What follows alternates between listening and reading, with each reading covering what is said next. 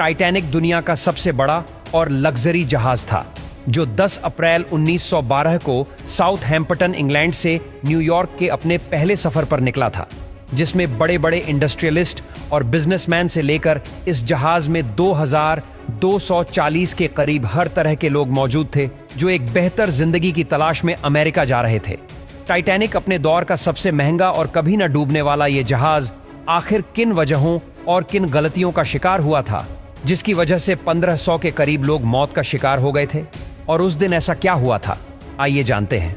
Titanic की construction 1907 में white star line company ने शुरू की थी, जिसे 1200 दिनों की कोशिशों और 2000 वर्कर्स की दिन रात की मेहनत के बाद बनाया गया था।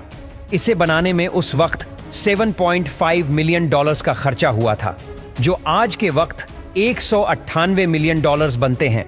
इस जहाज को बनाने वाले लोगों का यह कहना था कि ये अनसिंकेबल है, यानी ये कभी न डूबने वाला जहाज है। लेकिन 10 अप्रैल 1912 को दोपहर के 12 बजे टाइटैनिक अपना पहला सफर शुरू करता है।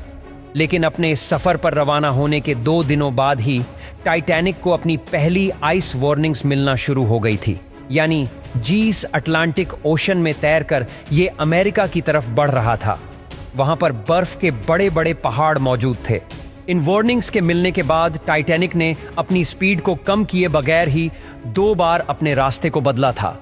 2 दिन बाद 14 अप्रैल को फिर से टाइटैनिक को 7 आइस वार्निंग्स मिली थी, लेकिन कैप्टन और क्रू मेंबर ने उन वार्निंग्स को इग्नोर कर दिया था।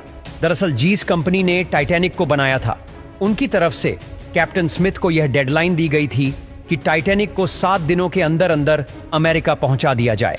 इसी प्रेशर की वजह से कैप्टन ने वार्निंग को इग्नोर करते हुए शिप की स्पीड को तेज ही रखा, और यही वो गलती थी जिसने टाइटैनिक की कहानी को पूरी तरह से बदल दिया था। टाइटैनिक अब समंदर के जिन इलाकों में मौजूद था वहां हर तरफ अंधेरा ही अंधेरा था। लेकिन टाइटैनिक से कुछ ही किलोमीटर दूर एक और शिप जो कि SS कैलिफोर्नियन भी वहां मौजूद थी, जिसने टाइटैनिक को एक बहुत बड़े आइसबर्ग की वार्निंग दी थी, और उस वार्निंग को पूरी तरह से इग्नोर कर दिया गया। फिर कुछ ही घंटों बाद शिप के क्रू ने कुछ ही दूर एक बहुत बड़े आइसबर्ग को देखा, जिसने उन लोगों के रोंगटे खड़े कर दिए।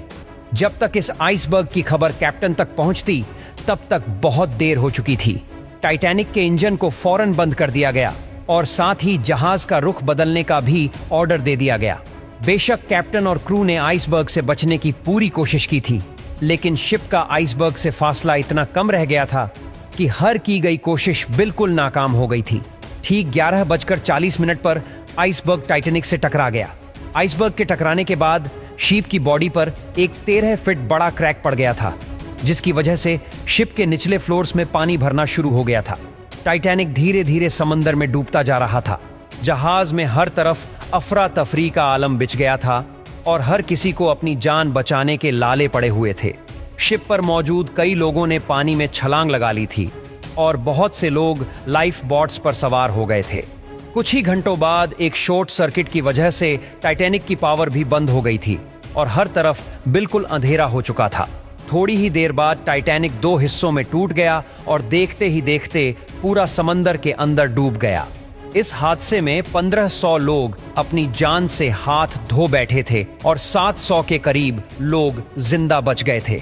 टाइटैनिक को बनाते वक्त कुछ ऐसी गलतियां की गई थीं जो अगर ना की जाती तो आज टाइटैनिक की कहानी बिल्कुल अलग होती। टाइटैनिक को शुरुआत से ही बहुत ज्यादा रफ्तार से चलाया गया था, जिसकी वजह से आइसबर्ग की वार्निंग मिलने के बाद इसका रुख बदलना बिल्कुल बेकार हो गया था। इसके अलावा शिप पर मौजूद अलाइडर के पास किसी भी किस्म की कोई दूरबीन मौजूद नहीं थी, और टाइटैनिक की बॉडी पर जो रिवर्ट्स लगाए गए थे उन्हें स्टील से नहीं बल्कि कास्ट आयरन से बनाया गया था। ये रिवर्ट्स ही थे जो लोहे के बड़े बड़े पीसीस को आपस में जोड़े हुए थे, लेकिन इन रिवर्ट्स की क्वालिटी अच्छी न होने की वजह से आइसबर्ग से टकराते ही ये खुल गए थे। टाइटैनिक जहाज पर टोटल 32 लाइफ बोट्स की कैपेसिटी थी, लेकिन फिर भी कोताही की वजह से सिर्फ 20 लाइफ बोट्स को ही जहाज पर रखा गया था, और अफरा तफरी की वजह से उन कश्तियों को भी पूरी भरे बगैर समुद्र में उतार दिया गया था। कश्तियों पर सिर्फ अमीर लोगों को ही बिठाया गया था। अगर कश्तियों को पूरी भरी जाती तो आज शायद उस हादसे में जाया होने वाली इंसानी जानों की तादाद बहुत कम होती। समुद्र के जिस हिस्से में टाइटैनिक डूबा था वहां पानी का टेम्परेचर -2 डिग्री सेल्सियस था। यानी जिन लोगों ने पानी में छलांग लगाई थी वो चंद ही मिनटों में बर्फ बन गए थे। टाइटैनिक की ये दिल दहला देने वाली खबरें देखते ही देखते पूरी दुनिया में तेजी से फैल गई थी। टाइटैनिक अपने पीछे इतनी मिस्ट्रीज और इतने सवालों को छोड़ गया था जिसे ढूंढने के लिए और उन सवालों का जवाब तलाश करने के लिए दुनिया भर के साइंटिस्ट और रिसर्चर्स दिन रात कोशिशों में लगे हुए थे।